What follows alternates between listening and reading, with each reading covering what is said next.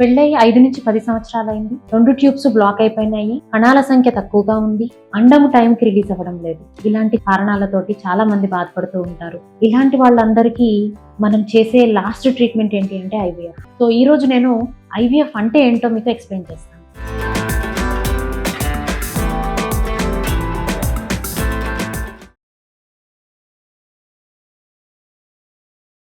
So IVF అంటే మనకి 2 రకాలుగా విభజిస్తామండి. ఒకటి ఓవేరియన్ స్టిమ్యులేషన్, రెండోది ఎంబ్రియో ట్రాన్స్ఫర్. ఓవేరియన్ స్టిమ్యులేషన్ అంటే మొదటి భాగం. ఈ భాగంలో ఏం చేస్తామంటే పీరియడ్ వచ్చిన మొదటి రోజు నుంచి ప్రతిరోజు మీకు ఇంజెక్షన్స్ ఇచ్చి రోజుడిచి రోజు కానీ 4-5 రోజులకు ఒకసారి స్కాన్ చేస్తూ శరీరంలో ఆ నెలలో ఉన్న అండాలని పెంచి ఒక సైజ్కి అంటే 18 mm అండ్ అబోవ్ వచ్చిన తర్వాత ట్రిగ్గర్ అనే ఇంజెక్షన్ ఇస్తాం. ట్రిగ్గర్ అనే ఇంజెక్షన్ ఇచ్చిన తర్వాత 34 నుంచి 36 గంటల మధ్యలో మీ శరీరానికి మత్తిచ్చి ఆపరేషన్ థియేటర్లో మీరు మానం ద్వారా ఫైన్ నిడిల్ని మనం పాస్ చేసి శరీరంలో అండాశయంలోంచి అండాలని మనము బయటకు తీస్తాం. తీసిన రోజు అసలు మీ శరీరంలో ఆ పాలికిల్స్లో అసలు అండాలు ఉన్నాయా, ఉంటే ఎలాంటి క్వాలిటీ అండాలు ఉన్నాయి, అదే రోజు మీ హస్బెండ్ దగ్గర నుంచి కూడా శాంపుల్ తీసుకొని ఒక్కొక్క అండంలోకి ఒక్కొక్క వీర్యకణాన్ని మనం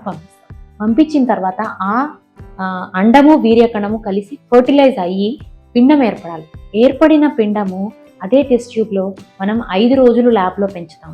సో ఈ 5 రోజుల్లో మనకి బేబీ తయారవుతుందా, తయారైతే ఎలాంటి గ్రేడ్ బేబీ తయారవుతుంది అనేది మనకు ఒక కన్ఫర్మేషన్ వచ్చిన తర్వాత ఆ బేబీస్ని మనము ఫ్రీజ్ చేసి -196 degrees సెంటీగ్రేడ్ దగ్గర దాచిపెట్టేస్తాం. ఇప్పుడు మనం ఏం చేయాలి అంటే ఆ నెక్స్ట్ మంత్ పీరియడ్ వచ్చిన మొదటి రోజు నుంచి మెడిసిన్స్ ద్వారా గర్భసంచి లేయర్ ఒక్కటే తయారు చేసి మనం దాచిపెట్టుకున్న బేబీస్ని మనము 1 లేదా 2 బేబీస్ని గర్భసంచిలో కూర్చోబెడతాం.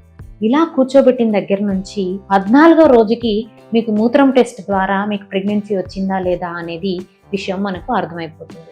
సో ఇంత సింపుల్ ప్రొసీజరు మీకు పద్ధతి ఎలా చేస్తారు అని తెలియకపోవడం వల్ల వచ్చే భయమే కానీ ఐవీఎఫ్ అంటే కాంప్లికేటెడ్ ప్రొసీజరు, సైడ్ ఎఫెక్ట్స్ ఉంటాయి అనేది అపోహ మాత్రమే కానీ దానిలో ఏమీ నిజం లేదు.